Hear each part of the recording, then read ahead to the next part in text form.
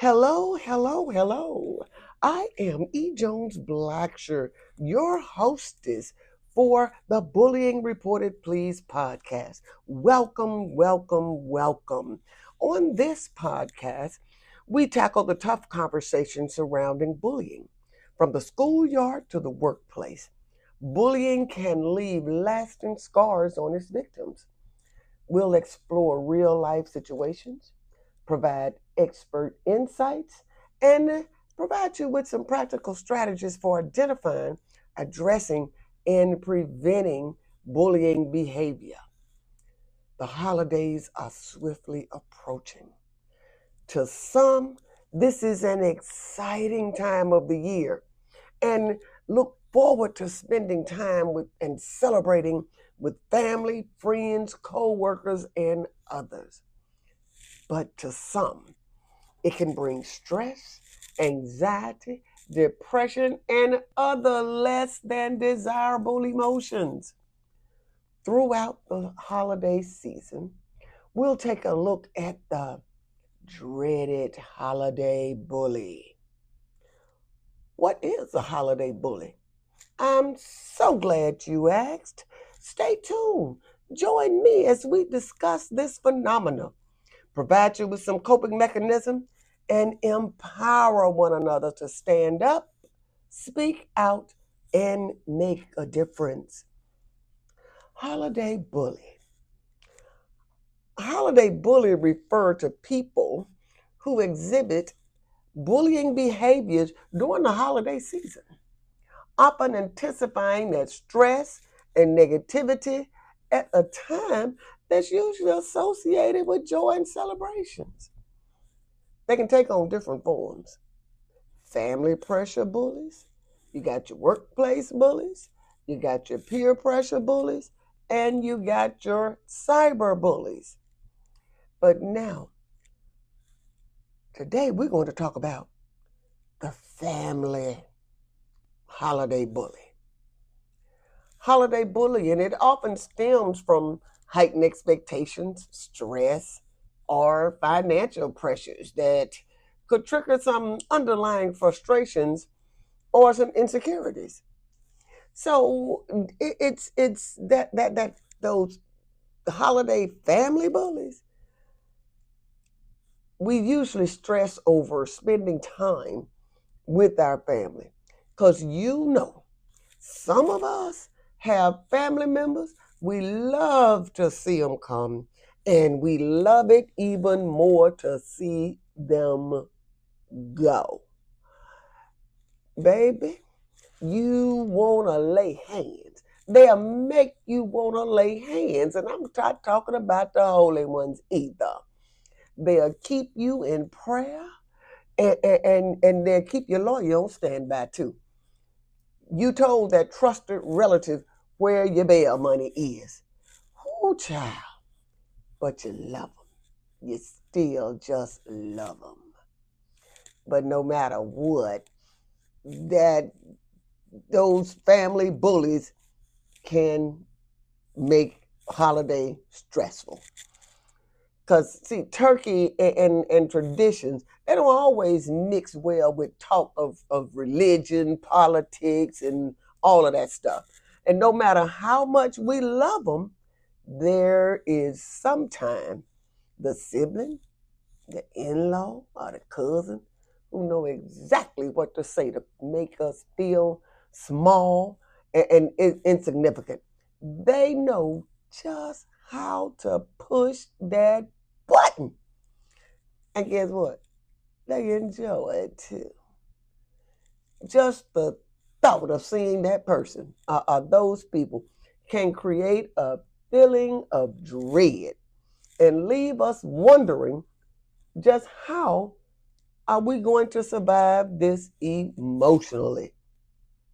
Whew, it can be a challenge, but we can. We can.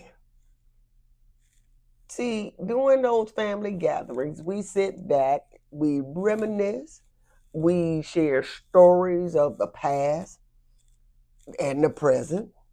And usually one or two of those stories are embarrassing to a family member. Some of this stuff we just want to forget, but we sit around and we talk about that.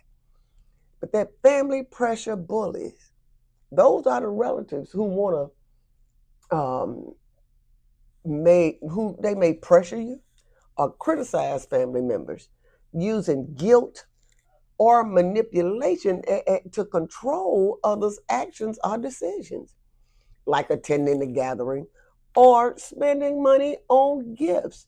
They'll sit around and talk about um, Big Mama be rolling over in her grave if she knew you did this or you did that, on and on and on. And really, nobody want to hear that, especially the person that you're targeting. So here are a few examples of holiday bullies in a different context. That family gathering, like I said, they consistently criticize that who cooked that. Ooh, you never been able to cook potato salad. I don't know why they let you do it this year. They criticize you. They shame someone for not meeting certain holiday expectations, like not bringing an expensive gift, not dressing festively enough, or not spending enough time with the family. It's 2024, people. Life is lifing, and we keep moving. They might even use guilt or passive aggressive comments to make the person feel inadequate or pressured to conform. We're going to talk about some of those passive aggressive comments they make a little bit later on. So stay tuned. Gift giving pressure. That could be friends, that could be relatives who push others into spending more than they really can afford, or to buy gifts that they aren't comfortable giving. For example, someone might insist that real friends or, you know, I bought you this last year and you should buy this for me. To buy expensive gifts, contribute a certain amount of money to holiday events, making those with tighter budgets feel pressure or even inferior. Now, a lot of families, everybody is not in the same financial situation. And you don't know other folks' situations. Sometimes you don't know your own family members. And we're not going to even talk about the body shaming. During a holiday meal, a relative might make comments about someone's eating habits or their appearance, pressuring them to watch their weight or be more disciplined, especially when holiday treats and meals are being shared. Because, during the holiday season, this is a time where we eat, and we eat good too.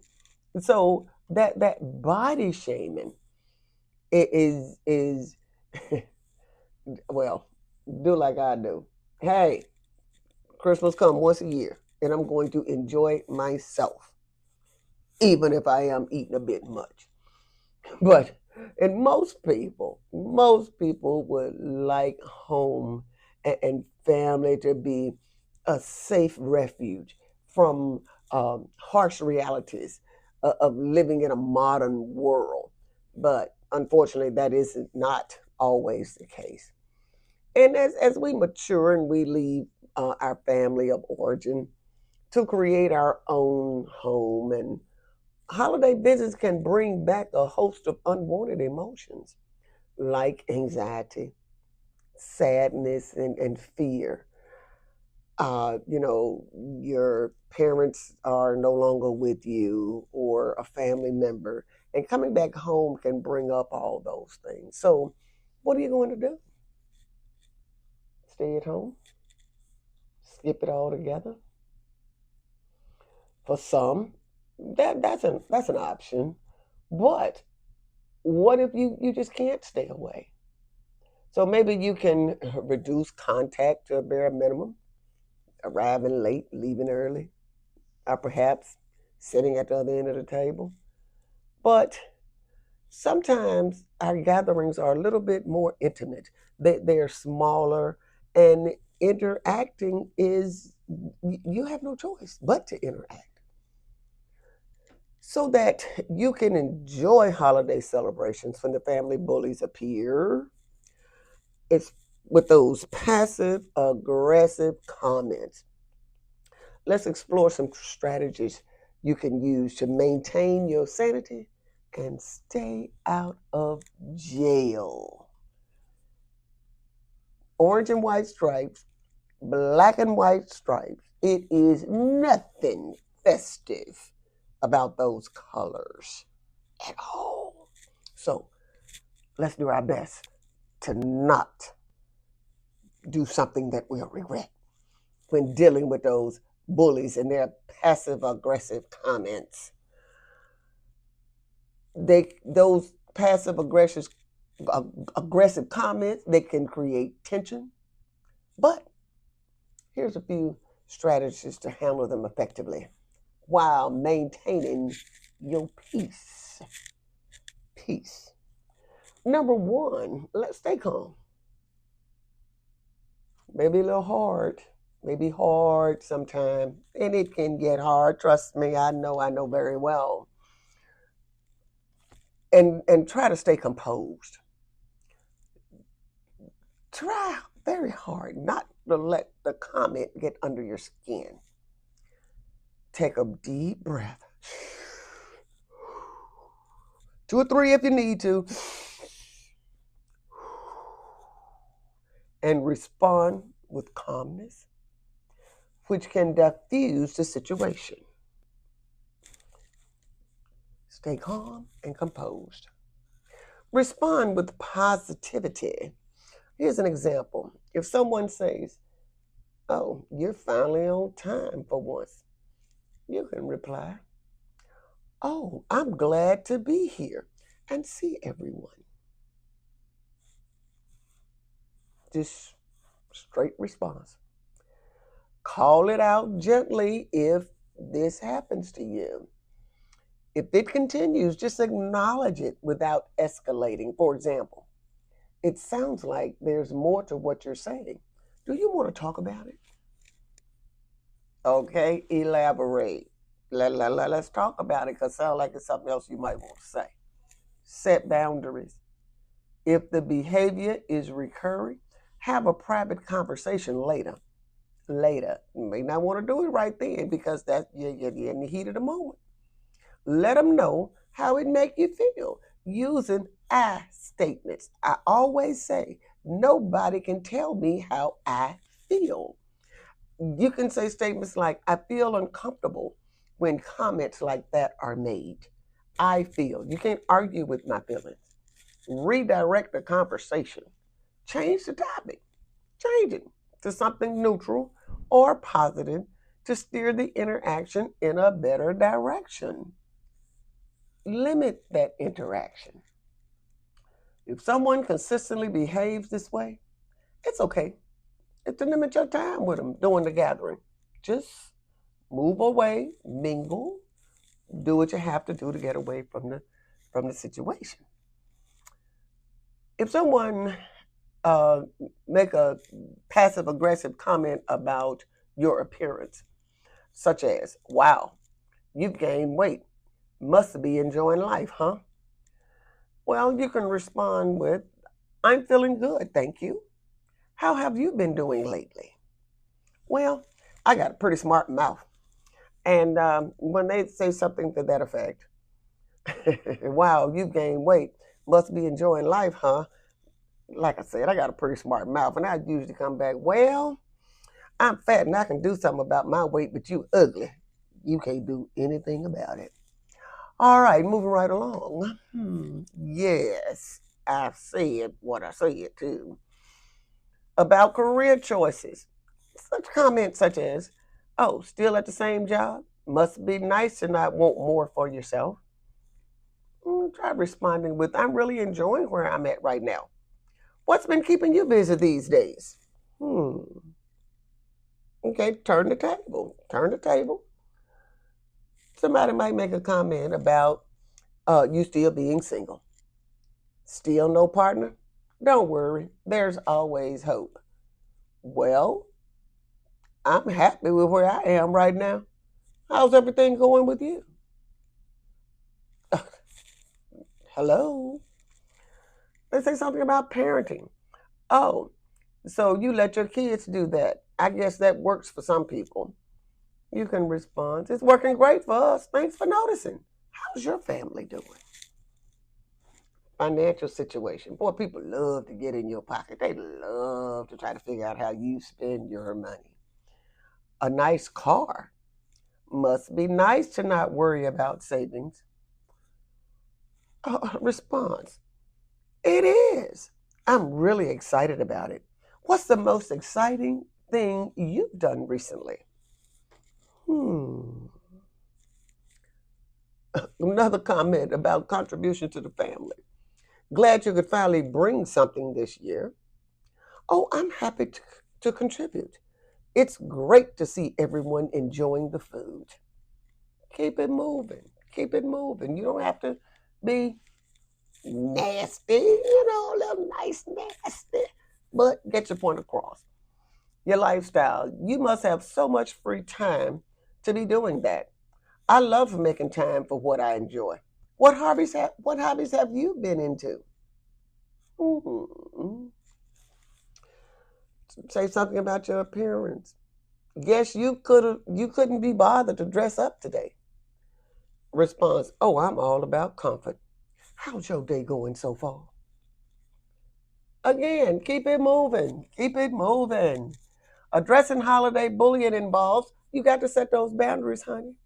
Managing expectations. And sometimes you still need to find that support to help maintain a positive and respectful holiday environment. Recognize what it is. Address it.